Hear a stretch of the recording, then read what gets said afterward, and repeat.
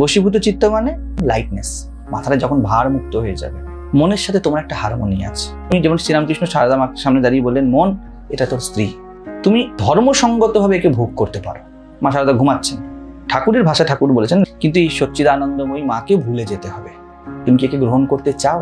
ঠাকুর বললেন, না, মনটা তো যাচ্ছে, খুব মনে হচ্ছে জড়িয়ে ধরি গিয়ে, কিন্তু না না না না না না এসব করা যায় না। এমন কিন্তু বললেন না, মনের সাথে হারমোনিতে তুমি কি চাও একদম দর কষলেন, পরিষ্কার পরিষ্কার।